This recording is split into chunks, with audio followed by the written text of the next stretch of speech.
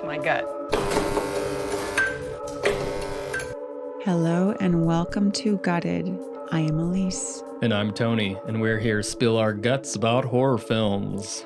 Today we will be discussing 1993's Leprechaun, written and directed by Mark Jones. This episode will be a Spill Your Guts episode where we recap the entire film and explore some of the film's elements more deeply, spilling all of our feelings, thoughts, and guts in the process.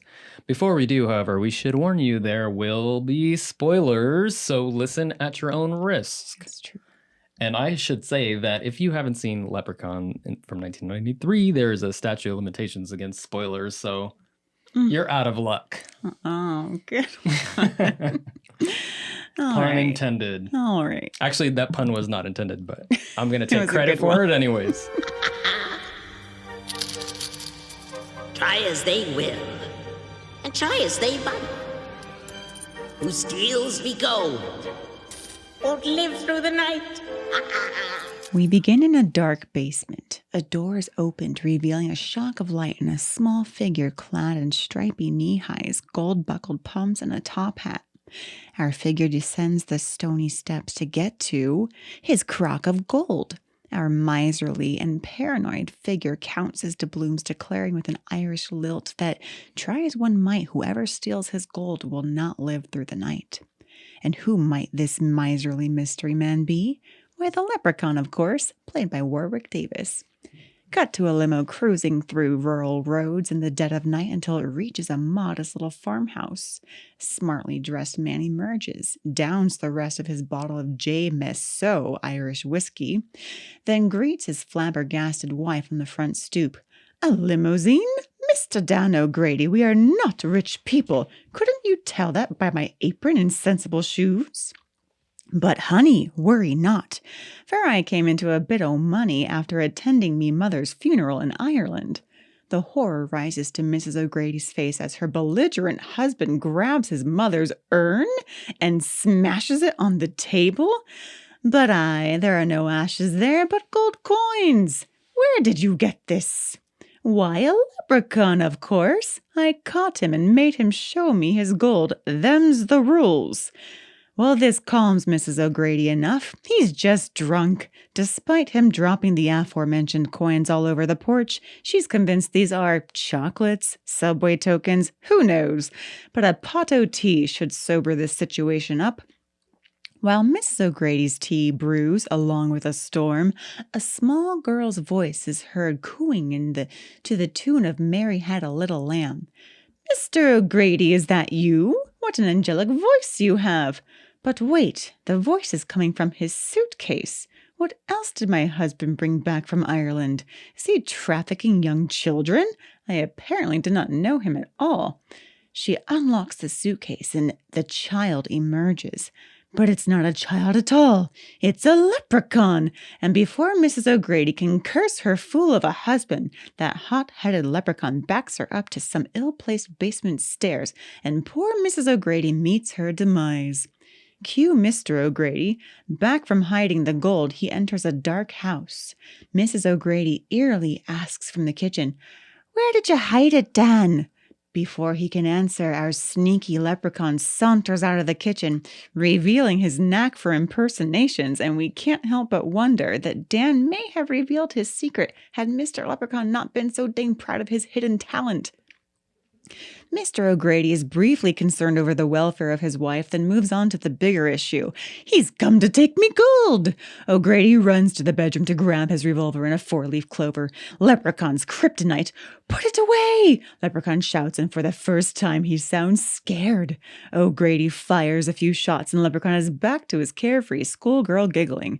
He scampers down into the basement where he gets to show how he's evolved from casual impersonator to full-on ventriloquist. And with a real live dead dummy, Mrs. O'Marionette politely asks Dan again for the gold's location, and now he gets it.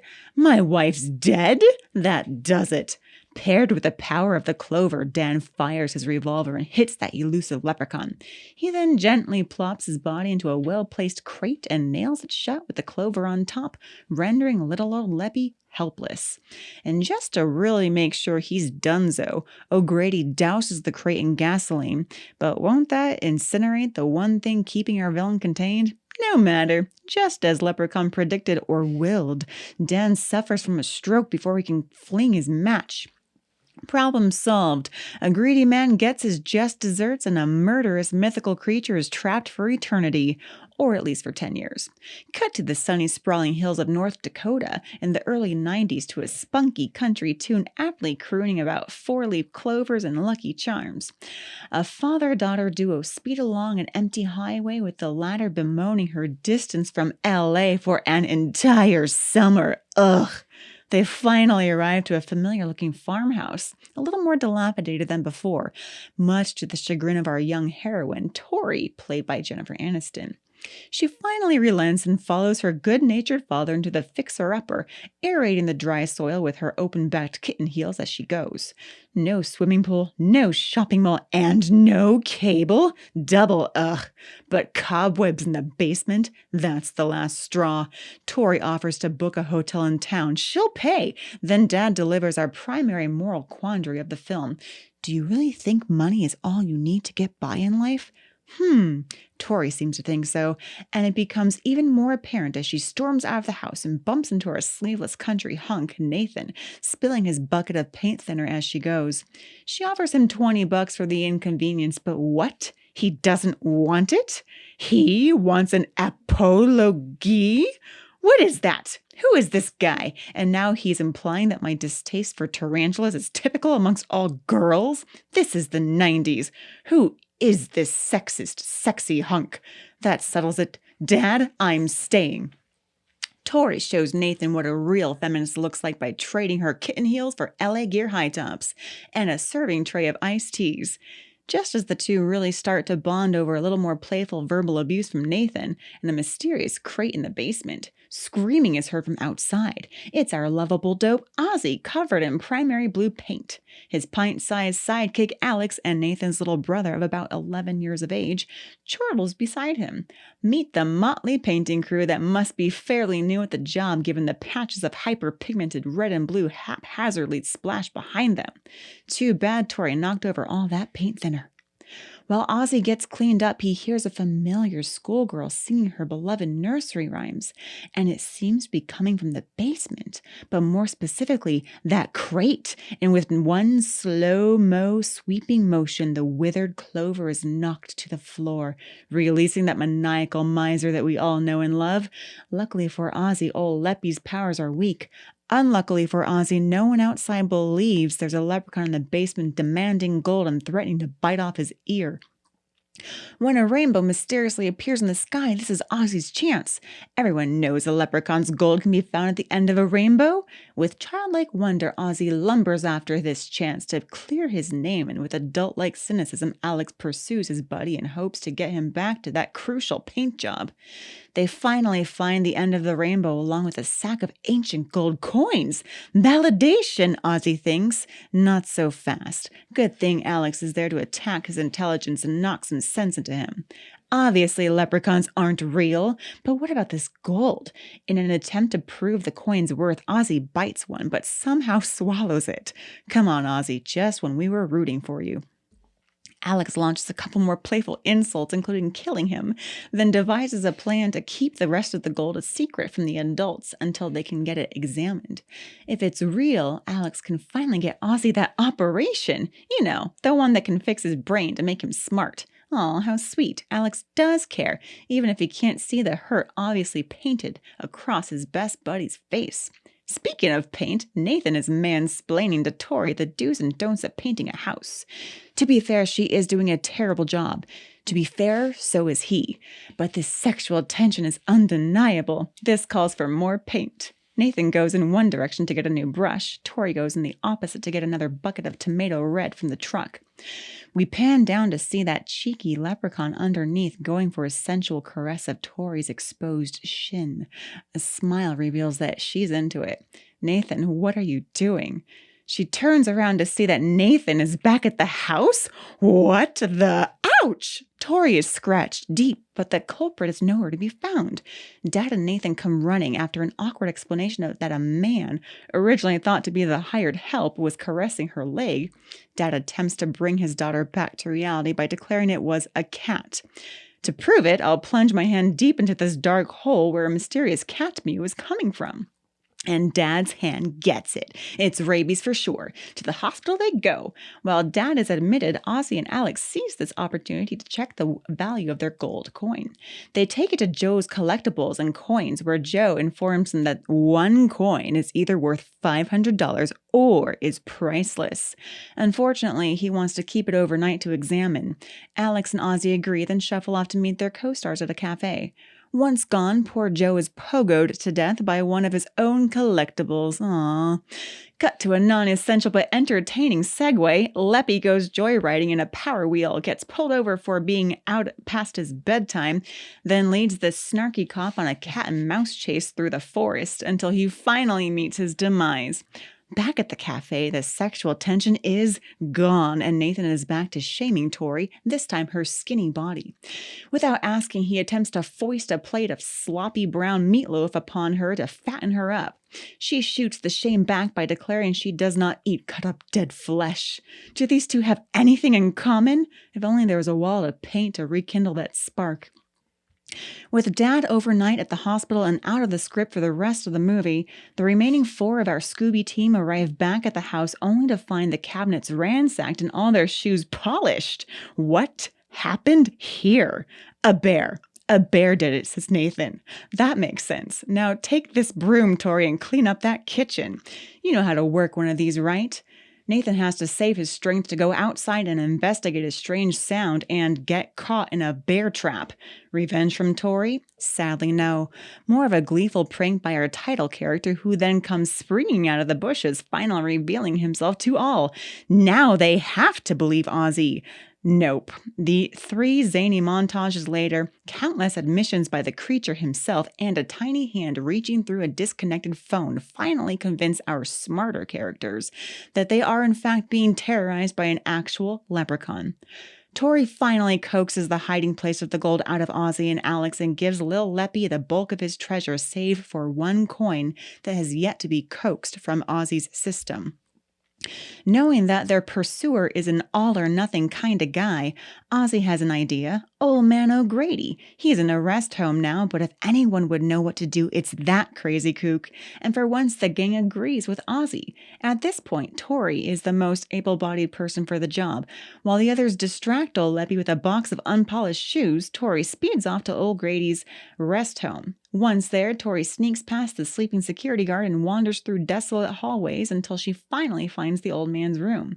With tears rising to her eyes, she pleads to the back of Mr. O'Grady's head, only to discover that that's not Mr. O'Grady. A chase ensues. Leprechaun's wheelchair versus Tori's LA Gear, and LA Gear makes it into the elevator just in time. But a body falls from the ceiling. Oh, there's Mr. O'Grady. Tori's tears are flowing freely now, and as is the advice from our dying old dude. They need a 4-leafed clover. Only a 4-leafed clover can stop him. Tori speeds home and makes a beeline for the neon green grass patch. Whilst Tori, Nathan, and Ozzy comb for a clover, Tori has a mini meltdown. This is pointless. But you just gotta believe, says Ozzy. Fine, I believe, cries Tori in a huff as she petulantly grabs the grass patch. Does she, though? I guess she does, because she finds one. Meanwhile, at the barn, Alex has a grand plan of his own to catch Leppy in a bear trap. Of course, it backfires, and the only way for Ozzy to lure Leppy away from his best buddy is to bravely declare the last coin is in his belly. Leppy goes after Ozzy, jumps on top of him, slices him repeatedly across the face with his resourceful belt buckle shiv. Now it's Alex's turn to come to the rescue. With his trusty slingshot, he wads the kryptonite clover in his chewing gum and shoots. It's straight for Leprechaun's mouth. It's a direct hit, and our villain's luck has run out as he sparkles and zaps into a gloppy goo, then finally falls down a well.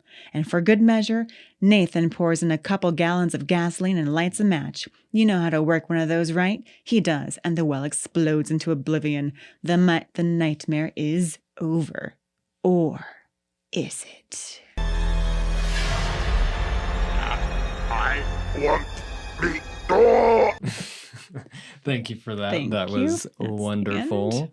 I feel like I don't need to watch Say the anything else. movie. Yeah, Or say that's yeah. it. That's That's the gonna end be... of the podcast. Bye, guys. Yeah. Well, I guess we should say that we chose this film as our first one to review because it was my sort of initiation into horror. It was what sparked my love for the horror genre. And somehow this movie didn't make your top 10. For You those who know, saw the intro video, we went it's- over our yeah. top 10 movies. It's in a different list of its own, you know? Maybe it's part of Tom's top 10. It's Tom's top Yeah. 2 for Yeah. sure. If you didn't see the intro episode, this is Tom This back is Tom. here. He's peeping. He's peeping. He's got some thoughts, but mostly just peeps. Yeah. But I saw this movie when I was about, I think, 8. Maybe I think I was like in 3rd grade or something. And this was your first horror movie, or the first horror movie that you remember or have fond? I would say it was probably my first horror movie that I saw. If there were others before it, then I don't remember. Just totally So, blocked them out. Blocked those ones out. They weren't important. This one would be very definitely memorable. sparked my interest. And Yes. I was not really allowed to watch horror movies at my house. But little did my mom know, I was going to my cousin's house and scampering down to the video store down the block and renting them with my older and younger cousins. And It's always the cousins. it's always the cousins the are always the cousins influencers. are the gateway. Or maybe horror it's movies. because they want to seem cool or like try to scare you or something. Or they just want to, share something cool that they found. Or the rules are different in another The household. rules are different. It's like, European syndrome where you go somewhere in Europe and you're like, oh, the rules don't apply. I'm going to get in this strange car with this person. Yeah, like I remember when I was in elementary school age, I had some friends who were banned. Actually, I think you were also banned I from was watching banned. The Simpsons. Mm-hmm.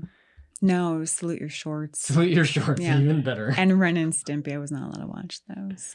I'm sure there were movies that I was banned from watching as well, but I always remember just being in the room, and instead of saying like, no, you can't watch this, it's like you could be in the room, but you have to close your eyes if there's nudity or any like Had like a violence or finger's anything. width apart from each Oh finger. yeah, I was really was good fine. at. I was like, oh Yeah. Well, peeping Tom effect. yes, I was Yeah. the peeping Tom. And then after parents went to bed, then it was free game. Yeah. Yeah. Free game. Yeah. If a tree falls in the forest. Yeah. So I when I saw this movie, I think I was just very enthralled with the fact that I was watching a horror movie. I was kind of a little proud of myself. I was like, ooh, this is scary and I'm watching it. I can handle this. Yeah. But also the main character of Tori, played by Jennifer Aniston. I loved her. I wanted to be her. She was my role model for... And this is pre-Friends, so This you had was no definitely idea. pre-Friends. When you yeah. saw the movie, you had no idea No, what I Friends actually was. thought she was Blossom. I thought, I thought she was Blossom. I thought that she and Blossom were the same person. Well, I thought she was Clarissa Explains It All. Did you? No. Completely different hair types. But I thought Tori was so cool with those flower shorts and those high tops. And she was just very empowered. And I think watching About it the now... leather jacket. I didn't really care so much about the leather jacket. It was those Do you shorts. remember the leather jacket? Or the dress she wore like when she first gets to the I don't house? remember the dress. I do What do you remember call those... that style of dress? I don't know, like a little sundress. It was Little cute sundress. little It's very sundress 90s. and little kitten heels that had like that little tiny like backless heel and little Yeah. tiny stumpy stem. The leather jacket outfit with the sneakers actually I think reminded me more of Buffy the Vampire Slayer. The Oh, movie. I could see that. Mm-hmm. Yeah. She does kind of don that outfit towards the end. So yeah, and I think that came out before. I couldn't tell you. I'm not going to refute you on that one. I don't know for Fact sure. check us. Yeah. Comment Fact check. I guess I below. could search for it, but I don't want No. the like key typing. It's kind of distracting. We'll let you guys fact check that for us. Yeah. No, I remember those shorts though. And now looking at those shorts, I'm thinking, ugh, those shorts. But at the time, they were super cool. And I was really into those shorts. Were you? I was. Oh, I was like, good. these shorts are cool. Okay, you're not being snarky, are you? Because I'm really into those shorts in a serious way. No, I thought they were cool. Yeah. And I guess that Mark Jones in an interview said that the temperatures in the area where they were shooting were pretty cold. They were filming in California, I think like Santa Clarita or something. And Simi Valley. Simi Valley. It was pretty cold temperatures for California, and he felt bad having Jennifer running around in those tiny shorts. Yeah, but they had that scene in the Saugus Cafe, which is near Santa Clarita. Ah, yes. Okay. See, California geography, I'm not sure. Yeah, California geography, or just like spotting all of the spots in California. Yeah. The Saugus Cafe, I think it's pretty well known. Is it? I think so. Maybe just for me. I went to school near Santa Clarita, and Saugus Cafe was. Although I never went, but well, I knew what it was. You should go now and say, "Oh, this was where they had meatloaf and Leprechaun." I think I will do some Leprechaun tourism. Yeah. Yes. Hit up all the hot spots. Yeah. But I think why I really, really liked this movie as a younger child is that, you feel proud when you're watching a horror movie as a kid because you're brave enough to watch it. And the film didn't seem patronizingly geared towards kids. Right. I had no idea that I think Mark Jones later says that he wrote it for kids. He made it for kids, a horror movie for kids. But at the time, I had no idea that it was made for kids. I thought this is a legit horror movie made for the bravest of adults, and I'm watching it. I bragged to all my friends, didn't tell my mom. And do you think he wanted to make it for kids because that was so? In just doing research about the episode, we found out that he was a writer for Scooby-Doo. Right, he did Scooby-Doo episodes. He started out as, I think he started out as an animator, and then he got into writing some of the episodes. Yeah, I think I remember in an interview that I listened to, he came to Hollywood as an animator, but didn't think he was a good enough artist or couldn't cut it as an artist, so thought he should transition into writing. And then he wanted to transition into directing. But he always wanted to direct. So and Leprechaun was sort of his first, Yeah, gateway. So I think he was thinking a horror movie is more likely to get picked up. Get picked up, yeah. Which is one of the great things about horror movies. It's spawn the careers of so many. Yeah, it's often that vehicle that helps you get into that area that you want to get into. Yeah, and she might not admit it, but Jennifer Aniston's first that movie was her vehicle. Was she might have been in some like TV stuff or something in before. like the TV version of Ferris Bueller. I think she was there was the a sister. TV version there was a TV Ferris version. Bueller. I think she was the sister. I'm pretty sure.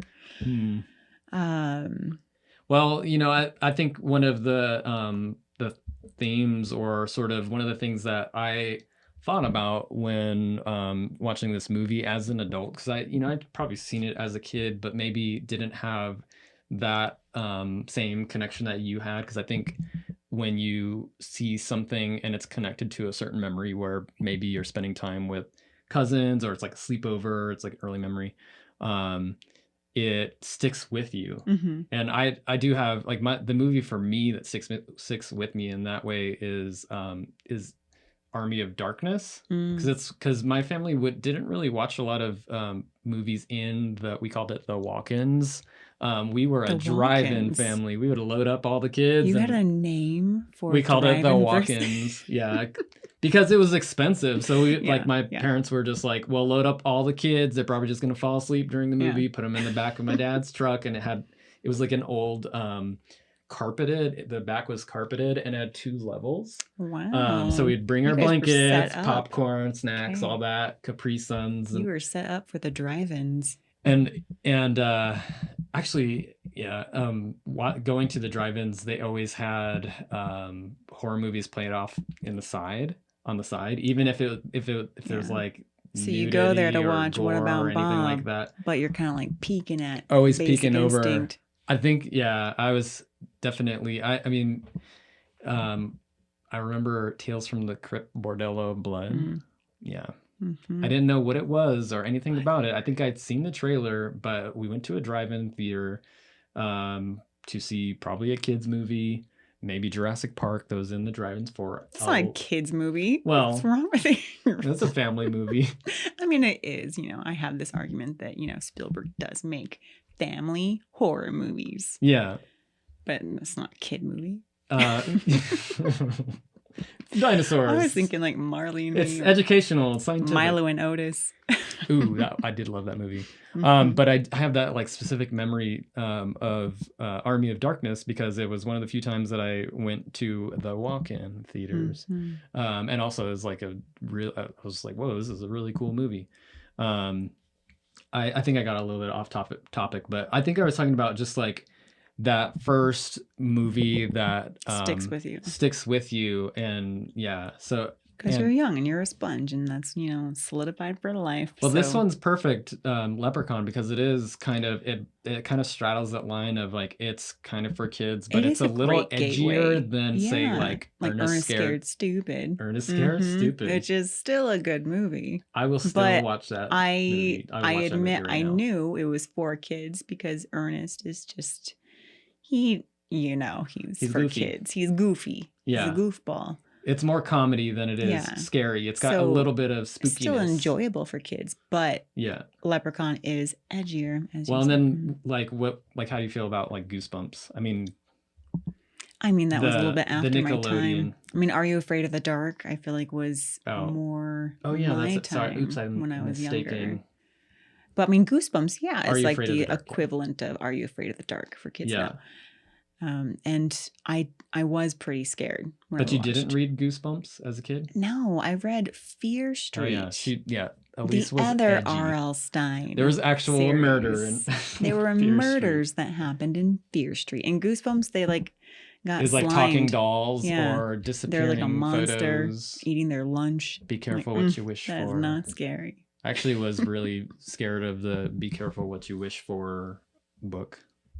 Because maybe I was like, what am I going to wish for? I don't know. Is that kind of in the same vein as Scary Stories to Tell in the Dark? And they're kind of all like classic horror stories Mm-hmm. and ghost stories. The girl with the ribbon. She takes off the ribbon, her head falls off. And they're just adapted for kids. Yeah. Like they have this sort of like monkey paw thing. I remember that one. I can't remember what they're called, but I used to read a bunch of those. Those are fun. Yeah. Yeah, they were fun. Well, anyway, I appreciate Leprechaun so much more now knowing that Mark Jones had the intention of making a horror movie for kids, because I appreciate that was my first real horror film. Yeah, and this is definitely one of those movies, even for me, coming back to this as an adult, is like you kind of know what you're getting into. Like, it's going to be goofy, it's going to kind of be horror comedy, maybe. I don't think I expected anything to be scary, but still enjoyable. There were elements that were scary, and I watching it more recently, thinking, "Oh my gosh, this was for kids!" Like when the policeman gets his face ripped off. Or there's like the oozing leprechaun at the end when he gets the kind of. Does he get shot? He gets shot with a clover. And then he withers, kind of like, the Gremlins, and at the end of Gremlins 2, the new batch, they all get oozy. That was pretty cool. But yeah, there are some parts in Leprechaun. I think I heard in an interview that they had to go back and reshoot some scenes to make it a little bit edgier. Because it was a little bit too mild at first, and so that's why some scenes seem a little bit disconnected. Maybe that police scene was an add-on, a great add-on. Didn't necessarily make sense or further the plot, but wonderfully needed. Yeah. Let's get into some of the other themes of Leprechaun, this gem of a film. For me, the Leprechaun almost overshadows every single other character just because it's Warwick Davis did such an amazing and actually very nuanced job. Super nuanced, yeah. He wasn't caricature. I mean, he had his moments of being necessarily caricature-y of a leprechaun. It wasn't caricature for the 90s. I think if that was a movie that came out today, and honestly, it'd be whoa. What is a caricature of an evil leprechaun? Is there any other evil leprechaun besides that Warwick Davis Leprechaun. I mean, yeah, now there are more, but that is the creation of the evil leprechaun. Yes. So I guess it's not caricature-y. It was just I think the word, I was like hung up on the word I was trying to use to describe, and it's an iconic performance. That's performance by Warwick Davis. Yes, because everybody knows that character. Everybody is, I don't know. I feel like it's... Yeah, and even though he's wearing a pound of makeup and prosthetics on his face, he still has a way to convey this almost wry sense of humor, especially in that scene with the policeman where the policeman asks him, "How old are you? Are you old enough to be out?" And he looks at him kind of like cheekily. He's like, "Why? I'm 600 years old. And he just, you can really tell, bad leprechaun impression. You can tell, like, the subtext in his mind is, "I'm about to rip your face off." That's just the look what his eyes read through that pound of prosthetics. And do you think that Warwick's performance was inspired by Freddy Krueger at all? Ooh, I think the idea of Leprechaun was perhaps inspired by Freddy Krueger, because with Freddy Krueger, you have kind of like the start of the sassy, funny killer. The charismatic, mystical murderer. And Leprechaun kind of embodies that in just a different form. Yeah. Mm-hmm. Yeah. So I wouldn't say that, he's like an offshoot, or like, he's basically Freddy Krueger. No, he's like his own thing. But I feel like, yeah, they kind of like get down that road then of the funny, sassy, maniacal, wry sense of humor killers like Chucky. But the reason, like, one of the reasons why I bring it up too is because there's some pretty stark references to Nightmare on Elm Street. Yeah, with Jennifer the phone. Aniston picks up the phone, and that a little tiny hand comes out. Kind of reminds me of the SNL skit with the little hand. The little hands. It's not meant to be scary with Kristen Wiig. So maybe the SNL skit was they were inspired by Freddy Krueger, by Leprechaun. Because in Nightmare on Elm Street, it was the tongue. It was like, right. I want to talk to you, Nancy, and the tongue kind of like licks her. Yeah, the little tongue through the phone receiver. Yeah. And there were some other, I feel like, other horror movie allusions or nods or homages, such as the hand that gets disconnected from the body of Leprechaun. Oh, yeah. And kind of like makes its way back into the door. Kind of like Sam Raimi's Evil Dead. I was definitely seeing in sort of some of the opening scenes, or definitely in that scene where the hand gets cut up and crawls up the... Yeah, I definitely saw an Evil Dead reference there. Yeah. So, yeah, it seems like it had a lot of influences. And then there's that moment where Alex scolds Ozzy for swallowing the coin and says, "Nice going, Jaws." Love that line. Love the delivery. Chuckle every time. So yeah, a few different horror movie nods. So I appreciate that too. Yeah, and so how about actually, I do want to just mention that one of the things that I found rewatching the movie that was so ridiculous to me was they're driving to North Dakota. Yes. And I have no idea what North Dakota actually looks like. I've been to South Dakota. We've been to South Dakota. Have we not been to North Dakota? I don't think we went into North Dakota, but it. I imagine the movie Fargo, that's North Dakota, right? Right. Okay. I mean, I don't want to just say that it's just a winter wasteland in North Dakota. Maybe in the winter. Sure, there's varying different... Yeah. Scott. I don't know. I've never been. I can't. If I postulate anything, I'll be wrong. I guess we can't say what the landscape of North Dakota looks like. So, but it didn't...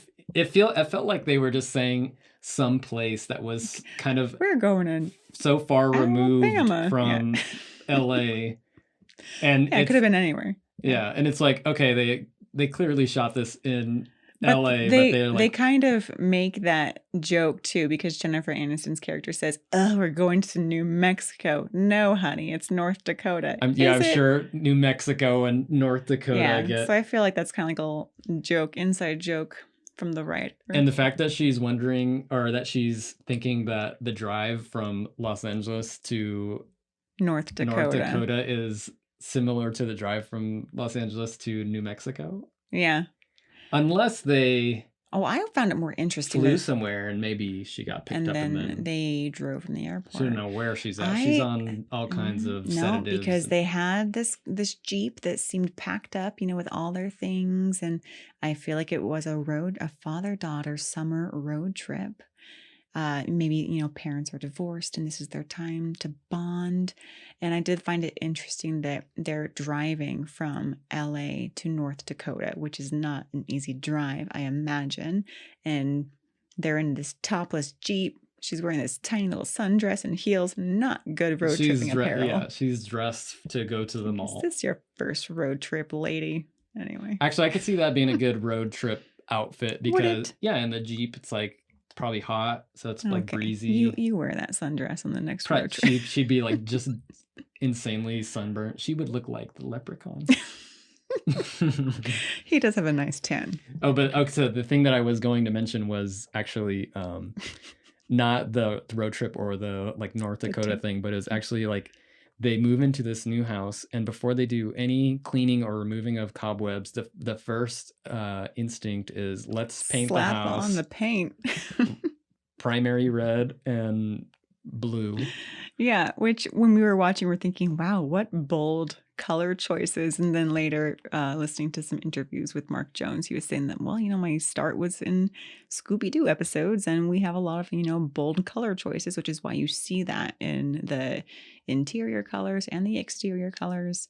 And I was like, oh, so he really is. And I don't know if this is just by habit of maybe, the world he was coming from before, or if they were more like, I want this to appeal to kids, but also appeal to adults. And so there's these sort of like moments for both. And it worked. I remember as a kid just eating it all up. And you're like, I love that color of house. I think it was more palatable for a child, to see people painting things in the style of the In Living Color intro. I'm like, yep, that's painting. That's what painting means. You slap it on with a bike wheel and you're good. That's good that you mentioned In Living Color because it's the 90s. So it's the 90s. That's what you do. Those you were the color choices. Yeah, makes total sense. Yeah.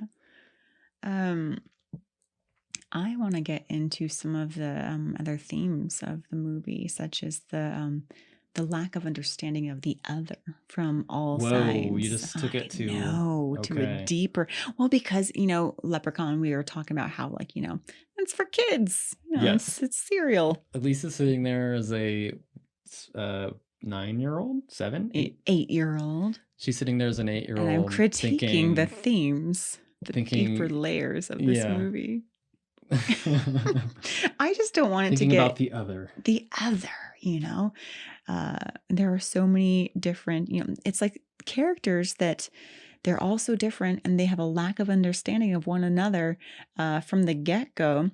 Tori can't understand why her dad wants to come to this, little shed, this, nothing town that has no swimming pool. Yeah, her dad seems like a character that you would see in a truck commercial. Yeah. Where he's got that perfectly salt and pepper sculpted beard, and he's wearing a red shirt like tucked in with some Wranglers. He's gone full North Dakota.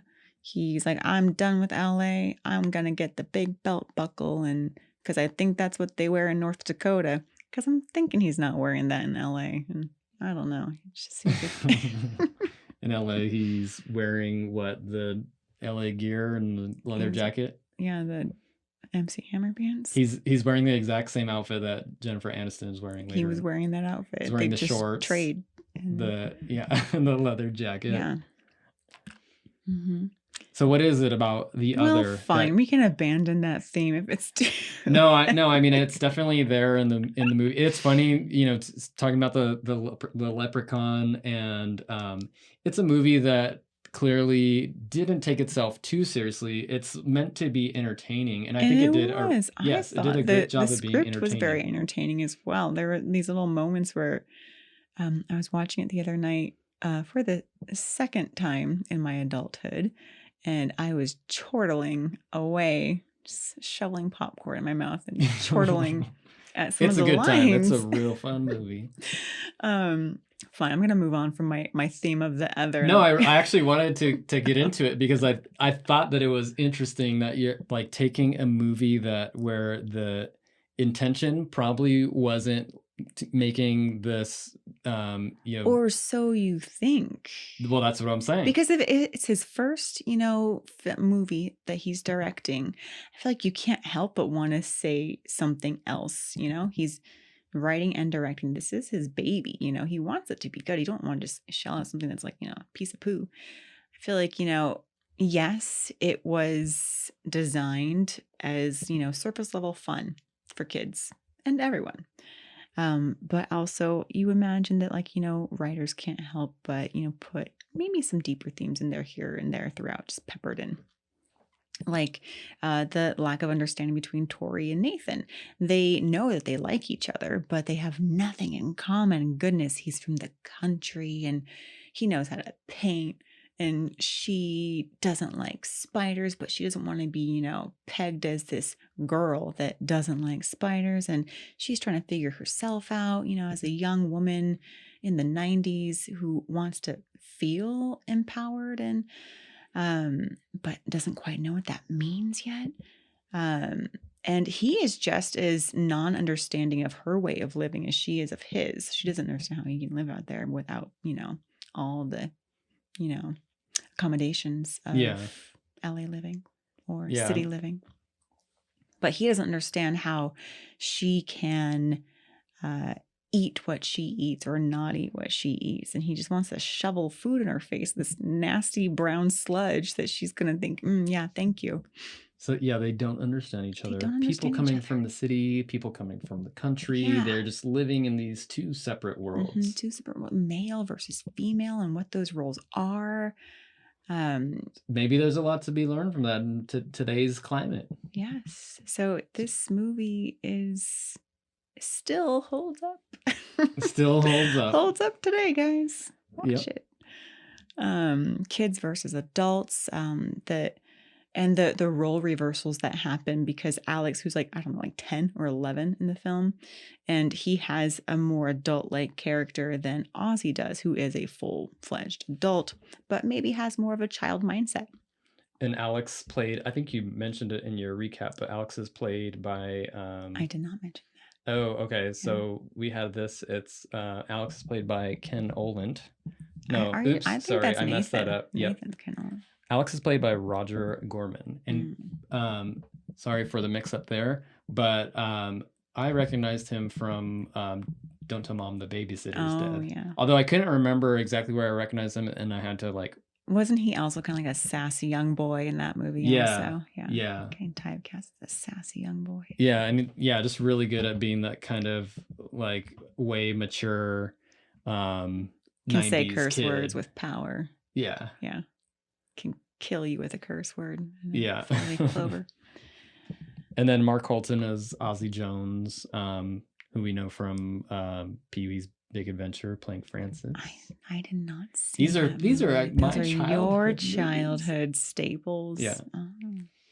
So I think that's one of the things that was nice about watching the movie is like, oh, you're like, oh, that guy. That guy was another 90s staple. Yeah, 90s icon.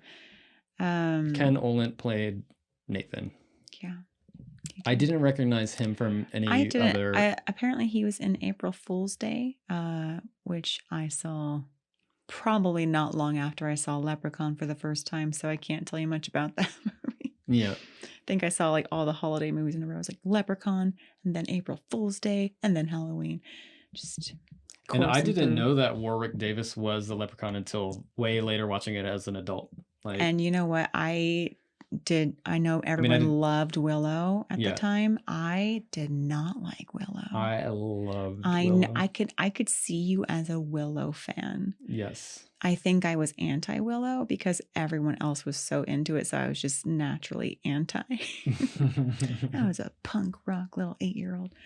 Not really. Well, we were talking about the idea of sort of like the reversal of responsibility. So the young Alex is almost more mature than He's gotta Ozzy. take care of Ozzy. He has to run after him, make sure he gets back to that paint job. Yeah. Yeah. Alex still, he is very much a child, and he tells Ozzy, oh, we can use this money to get you that brain operation and make you smart. And later Tori says to Alex, you can't have an operation to have that done. And Alex is like, oh, I knew that, but Ozzy doesn't know that. I'm like, well, I think he's putting on this he's putting the blame on Ozzy, this but responsible kid, or like this kid who's more mature than he actually is, but really still he's thinking really just kid a stuff. child. Yeah, he is a child. But there's that scene where he's like, I could really go for a beer right now. Yeah, and Ozzy's trying to muster up all this adult-like behavior that he can. He says, you never drink that stuff. And then Alex, of course, shoots him down by doing the little like, what's that? Flip your nose trick, Well, I was going to ask if the leprechaun is the character that feels the otherness. And maybe that's a reason for his disdain for the world. I really want to bring this to that place. Like bring it all in.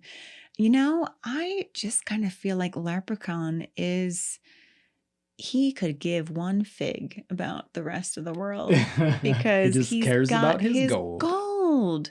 All 100 of those gold coins, just this little miser, little Silas Marner counting his gold coins, and then they go missing because other people get greedy. And he doesn't even really want these gold coins for what they're intended for. Like, he doesn't want to buy a swimming pool or a house. He just wants to count them. To keep the gold. He just wants, like pets, like they're his children. He sold his soul for these coins, and he wants to make sure that they are all accounted for.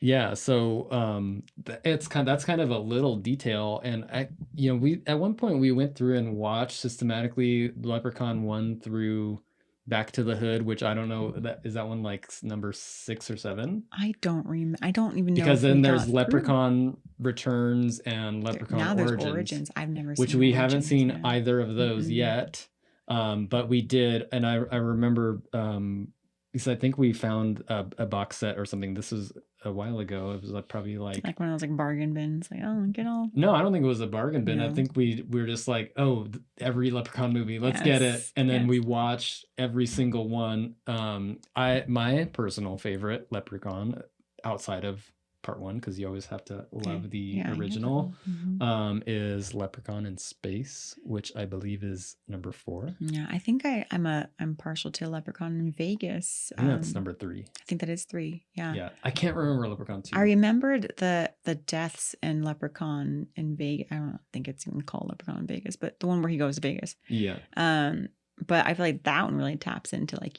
human greed, and one lady wishes for his gold, like all of his coins, and he's like, okay, with that sneaky little smile, and he puts it in her belly, kind of like a little allusion to Ozzy in Part 1. So I think what I liked about Leprechaun in Space was just he's in space. Well, yeah, he's in space. That's always just like the writer. We can't think of what to do. Let's put this character in space. On ice? No, Leprechaun in space. Ooh, Leprechaun on ice would have been good. Yeah. No, but I like the fact that it was just so over the top. Like, we don't care. We're just making a movie.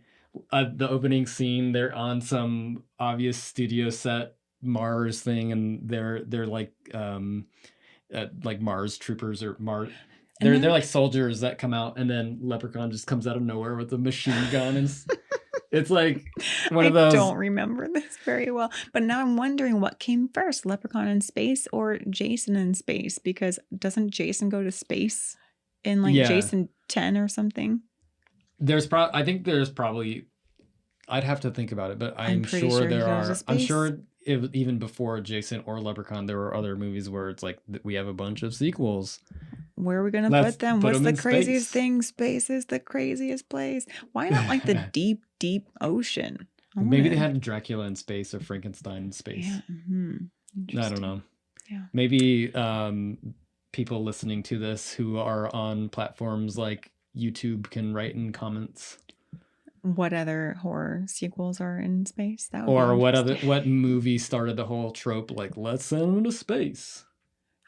Wouldn't it go like way back, like Planet 9 from outer space? Oh, maybe. But that one started in space. So yeah. I'm saying like Killer Clowns from outer space. Well, When was that made? started in space. So I'm saying like a franchise or a series. Did that one not start in space? Oh, I see what you're saying. So yeah, a so series franchise yes, goes to so space. I'm saying like because Dracula. They made hundreds of more Dracula ideas. movies, and at one point they ran out of ideas, and they're like, let's send Dracula to space. Yeah. I'm wondering if maybe it's did they go to space in Planet of the Apes? I feel like in the 70s there was probably don't. All right, don't know. anyone out there, if you've got the answer to this Honestly, question. I may not have even seen Planet of the Apes. That one, I mean, you hadn't seen Jaws for the longest time. Planet of the Apes is my blind spot. Oh, well, it's not a horror movie, right? Anyway, moving on. There are some horrific elements in some of the sequels for sure. All right, so I guess it's debatable. Yeah. Science fiction and horror, I think, are pretty similar, and there's a lot of crossover there. So, but I would say that Planet of the Apes is primarily science fiction. Okay. I kind of want to segue onto some of my favorite scenes in Leprechaun 1. Okay. Getting back to Leprechaun 1. Yes, we have to stay focused. Save the space the sequels topic for when we actually watch it again. When we do a 4-hour episode on Leprechaun in space. So some of my favorite scenes, my favorite scene today, watching it as an adult, is the scene where Tori goes to get the paint out of the truck and Leprechaun is caressing her shin and she's like, Nathan, what are you doing?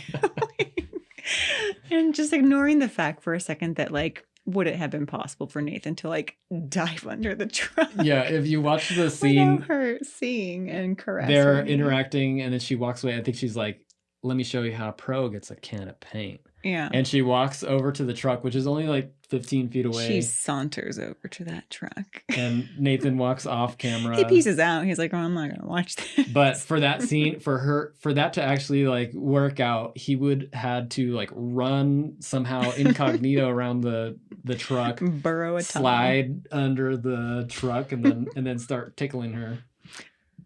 I just like, okay, so fine. Ignoring all the logistics because it's a horror movie, so we had to ignore a lot of logistics.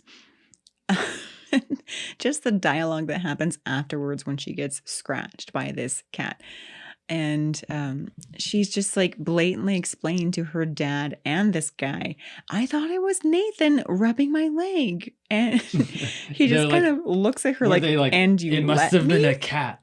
Well, no, just like the little exchanges of looks where Nathan's like surprised that she thought this was me caressing her leg and she let me do this. So should I have? And then she's like adamant about, I know the way a man. I know what it feels like when a man caresses me. And Dad's like, you do?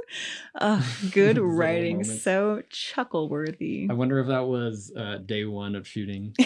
Oh, please. I hope it was. This is how we're going to bond, guys. Yeah, that's good. Yeah. And I think it's a great scene because all of our or most of our central characters are like, you know, in the same vicinity. We finally, you know, for the first time, unbeknownst to the characters, have the Leprechaun and Tori and Dad and Nathan all in the same vicinity before Dad has to go to the hospital and peace out for the rest of the movie. Well, when you watched the movie as a kid, what was your favorite scene? As a kid, not that one. Do you remember any scenes? Yes, I do. The scene where there are antics in the house after they get back to the house from the hospital and Leprechaun is popping in and out of the cabinets and Nathan's just wildly shooting at the whack-a-mole. Yeah. It's like an arcade. Whack-a-mole, duck hunt style, just trying to get that guy. Oh, yeah, he's on the skateboard. He's on a skateboard going back and forth. That skateboard scene, I remember laughing heartily with my cousins. He's just at him going by. This leprechaun toying with them. Yeah, I think he even like, you know, like does a little blah, blah, blah, blah at one point. So entertaining for children. And just when he like is on roller skates and flies through the fence and has a little imprint of the leprechaun through the fence. Very kid friendly. Very cartoony. Lovely scenes. Well, my favorite scene was it's another cartoony scene. I think I don't know, something about like it's like the Evil Dead 2 thing where And we've talked how you are a Looney Tunes person. yeah, if you watch the intro video, we did talk about it. Aleece just straight up outed me as like, you're a Looney Tunes guy. I was a Disney family. I know. And I'm like, oh, I know. elitist. Well, now thinking, I'm like, oh, so elitist. But like at the time, I'm like, ugh, Looney Tunes? Who are you? Disney Channel? I only watched the Disney Channel when it was like the free month. I mean, to be fair, that's like when we watched it too. But I still had all the lunch boxes and all the toys. Yeah. But yeah, I am a proud Looney Tunes fan. Yeah. And I can appreciate the cartooniness of the horror. Leprechaun. Well, because like part of the thing about horror movies is like you're watching them and laughing the whole time, even if it's like something that's kind of terrifying. I think we just process uncomfortableness with laughter a lot of times, or it's a way to kind of like soften. Well, especially if you're watching it with a group, you don't want them to know that you're scared. So the best way to cover that up is like, yeah. And I was also thinking like, if when you watch a horror movie and it's just so intense and they don't have any sort of comedic moments, comedic breaks, and it just by the end you like feel exhausted. Yeah, you're just like, oh, I just got through that. Yeah, I felt that way about angst. Oh, that one. Or that one did fear. Raise a lot of angst. It totally did, because it was just nonstop. Yeah, that was nonstop. And, Leprechaun, quite the opposite. Lots of breaks to just have the freedom to chortle with the little moments that are creepy here and there. Yeah, and you didn't mention it in your review, unless I missed it. But the scene where he's pogo sticking on the guy's chest. I missed nothing in that review. The poor I will read it again.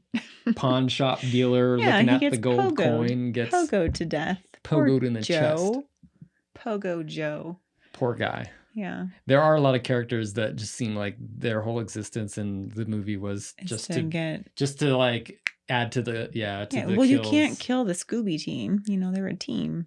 Oh, that's right. You were mentioning how you saw these sort of similarities to like Scooby-Doo storytelling. Because they investigate in the basement at one point. And I remember thinking, before I knew that Mark Jones had worked on Scooby-Doo episodes, I remember thinking, oh, that's very Scooby-Doo. Yeah, that's their little Scooby team clustered together, investigating things in the basement. Got a strong Scooby-Doo vibe. Strong Scooby. Or Scooby-Doo storytelling. Yeah. So let's go ahead and wrap things up a little bit, since we're getting towards the end. Any fun facts from the movie that you learned? Fun facts that I learned. Why don't you start with fun facts that you learned? Because I think I have to collect my thoughts. Yes.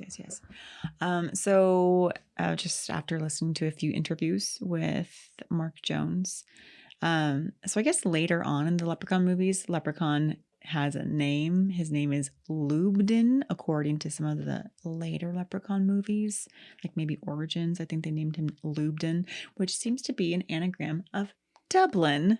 Maybe. Oh, I didn't even pick that up. Actually, I had no idea that there was any name for the Leprechaun. I thought it was just the Leprechaun. The Leprechaun, right? And so Mark Jones said that, his name wasn't Lubden. It was, if he had any name, it was Basil. But they never actually said the name Basil, Basil, like basil. But they never actually said his name. I think the name got maybe like cut out of the script. It might have been in like one of the earlier drafts, but. And this was coming straight from Mark Jones. Yes. So his name is not Lubden, guys. Yes. It's Basil. Another fun fact that I thought was interesting was in the same interview, he was asked, like, what would you have done if you had, worked on Leprechaun 2? Because I think he only worked on Leprechaun 1.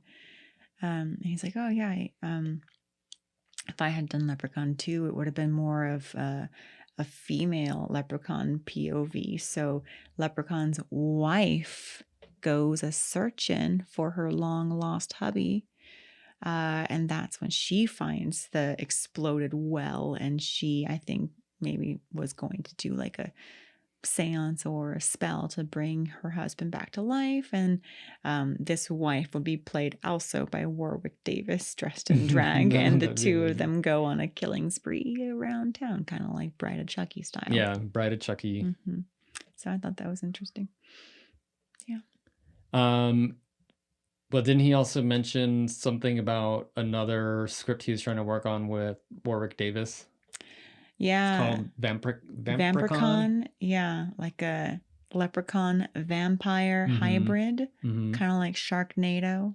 If anyone is interested in just kind of hearing Mark Jones, because it was actually very interesting how he wanted to make this movie, and he was kind of very aware of that it was just kind of for fun, and he started a really big franchise from it. It was really popular. Like he probably wasn't expecting it to be as popular as it was. I mean, I think when you're a writer, I mean, you are always kind of expecting it to be accepted, and or you're at least hoping. Yeah, and I think it was the character and the movie was quirky and fun, so it makes total sense that it was really popular, appealed to a lot of different audiences. So cast a wide net. Yeah, but it's spawned what, 8 or 9 Leprechaun movies. He only wrote the first one. It was Jennifer Aniston's first feature film. Yeah, and then she did Friends right after. And I think then they changed the poster. The original poster was just like, Leprechaun kind of like, peering in from a door and that beam of light coming past him. And then after Jennifer Aniston did Friends, then they changed the poster to have her like in the front, like, large and in charge, but with her friend's hairdo. They probably just copy and pasted a screenshot from Wait, did you just say that? No. Oh, okay. Kinda. Just like, ha ha ha, let me say exactly what you just said. But they copy and pasted a screenshot from Friends, just insert it. Yeah, like, the this Rachel. Is how we get the higher viewings. Yeah. There was another thing we forgot to mention about he talks about how the movie was inspired, like he was thinking about what to write, and he was watching movies like Halloween and My Bloody Valentine, and thinking, what other holidays could I exploit for this movie? And my word was not as good. Tap into is better. He didn't exploit it. I just didn't have a better word. But he was sitting there watching a Lucky Charms commercial, and back in the 90s, the heyday of all those fun commercial-y cereal mascots. Yep. I was thinking, like, what if he wrote a horror movie about the Keebler elves or Toucan Sam? Yeah. Or Easter. A murderous rabbit on Easter that wants fruit. And if you don't give him fruit, well, it's over. We do have Donnie Darko. Yeah, but he didn't want fruit. I'm trying to think of more cereal-themed serial killers. We have Count Dracula. Yeah. Count Chocula. Dracula doesn't kill you for chocolate. What about the Cookie Crisp guy? That guy's... He is a thief. I mean, I kind of get him mixed up with the Hamburglar from McDonald's. Yeah, that could be a pretty good sci-fi movie. Like It's like the Cookie Crisp guy meets the Hamburglar, and then they get into like some really crazy stuff. I mean, I think it would be really hard to find a cool mashup name for the two of them. That's probably why it's not been done before. That's the only reason. Well, if Mark Jones is listening to this or ever listens to this, some ideas. Some other serial ideas. Serial ideas of serial killers. Let's do our final takeaway and then discuss next week. I've always loved the Leprechaun series, mostly because I would say it's like 80% Warwick Davis's character or portrayal of the Leprechaun. It's just a really good character. It's fun. It's funny, and there's some moments that I wouldn't say it's necessarily scary, but it's definitely entertaining. Yeah, but I think there were some elements that I thought were scary, and I just really appreciate that there is a horror movie where kids who are maybe a little bit interested in the macabre, as I was as a child, I felt like that was like a really good outlet for me, like that did not, as I said, patronizingly have like a goofy, scary movie with a Casper ghost. It made me feel like, okay, this is what I want to watch more of. And I don't want to just jump right into something like Nightmare on Elm Street or Child's Play, because for a long time, even after I had seen Leprechaun, I couldn't go into the horror section at Blockbuster because I was afraid of seeing the cover of Chucky or the cover of Child's Play. Yeah, it's still scary for a It's still kid. creepy to see that little like pale-faced doll with piercing blue eyes and shock of red hair. Scary.